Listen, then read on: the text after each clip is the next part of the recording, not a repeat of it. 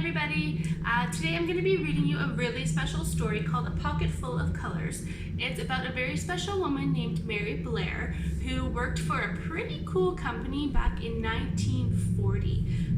That's almost 80 years ago. Now, she's very influential to art. A lot of you, without even knowing it, have probably witnessed some of her things, whether it be on the TV, on the internet, or maybe in the movie theater. I'm not going to tell you where she worked. I want you to figure it out. But she is very influential. She's very inspirational. She uses a lot of elements of color in her work. And while we're reading, I want you to take a closer look at the type of art that she does do. I want you to pay attention to her story. Think about how hard she had to work to get to where she was going. So, without further ado, this is Pocket Full of Colors.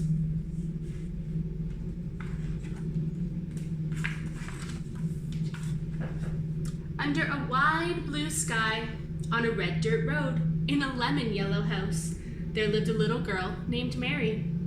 Other children collected marbles or dolls, but Mary collected colors of every shade and of every hue.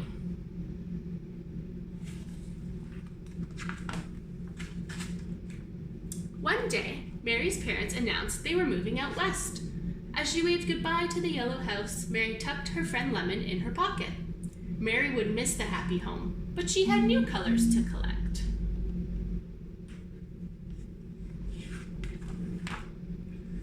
Driving across the sun-bleached desert, Mary spied russet, taupe, and sienna.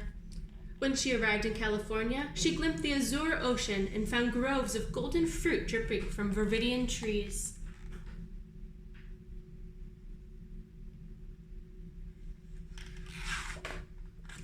In the city, she discovered steel gray buildings and mauve-tinted skies. Mary opened her sketchbook, she mixed her paints. She would save these shades for just the right time.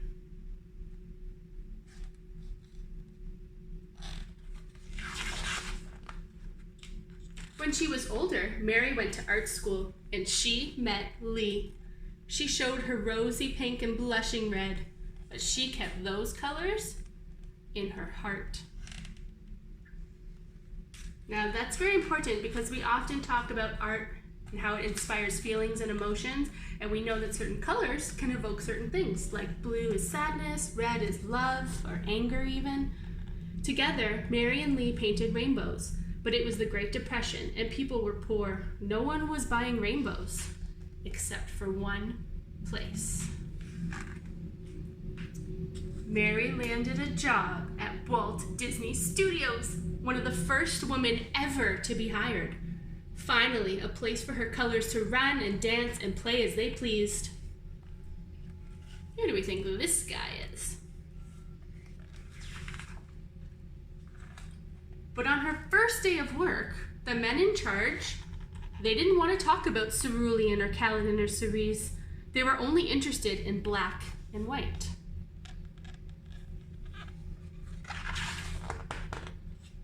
She tried, but her colors were too vivid, too wild. When Mary turned in her work, all of her ideas were rejected. Twinkling emerald skies, the men turned them blue. Magenta horses that could fly, the men turned them brown and put them in a stable. Peach giraffes with tangerine spots, her bosses just shook their heads. They didn't know what to make of her art. Take a close look at these. See if you notice any of the characters.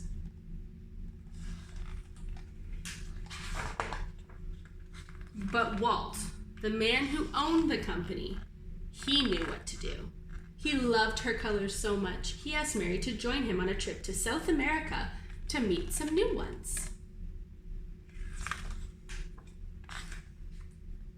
Mary delighted in the colors of Brazil, Argentina, and Peru. She worked hard to capture the vibrant scenery.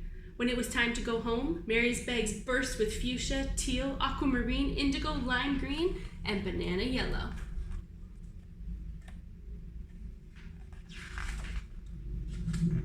After Mary returned to Disney, her concept art for the studio's upcoming films grew even more adventurous as she drew upon the eye-popping shades she's observed in South America. Cinderella needed a teal pumpkin, of course. The caterpillar in Alice in Wonderland could only be aquamarine. And the mermaids in Peter Pan simply had to be lime green.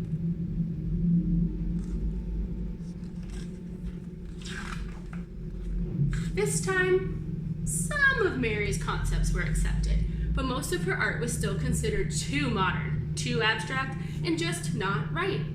Mary's colors encouraged her to leave the men with their black lines and strict rules. So she did. Has that ever happened to you?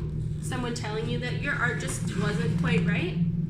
That's why I always say, all I want you to do is try. I don't expect perfection. I want you to have fun. Mary quickly found new work designing advertisements, illustrating picture boards for children, and creating sets for plays and television commercials. She enjoyed the freedom of these new jobs, but Mary missed Walt. Then one day, out of the blue, her phone rang. Ring, ring, ring, ring. It was Walt. Mary, I have a project for you. I need your wild and beautiful colors, his voice boomed. Walt explained his idea to build a magical ride that would teach people about cultures from around the world. The ride had to be full of color, which meant that there was only one person for the job. Mary, do you know about colors? Colors I've never even heard of before. She smiled, and then she frowned as she remembered the rules and the lines and the men in charge who didn't understand her colors or her style of art. There was only one way to answer. Yes, said Mary, but her yes came with one condition. This time, Mary wanted to be the one in charge, and Walt welcomed her aboard. Mary's paint seemed to sparkle when she hung up the phone. She had never been to places like China or Morocco or Kathmandu, but her colors had. Sitting down to work, she squeezed out dabs of paint: lemon yellow, aquamarine and azure, mauve, taupe and tangerine, russet, sienna and steel gray, celadon, cerulean, cerise, magenta, teal, indigo, and emerald shined from her palette. And when she picked up her brush, the colors Mary had so carefully collected all of her life took her on a trip around the globe.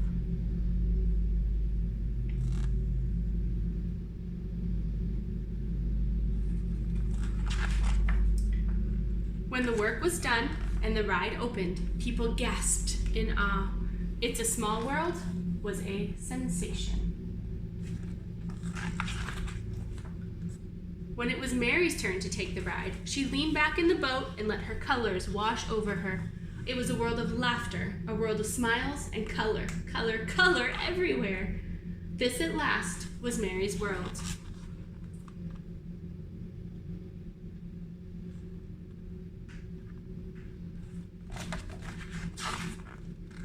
Now, this is a story that is based on a true story.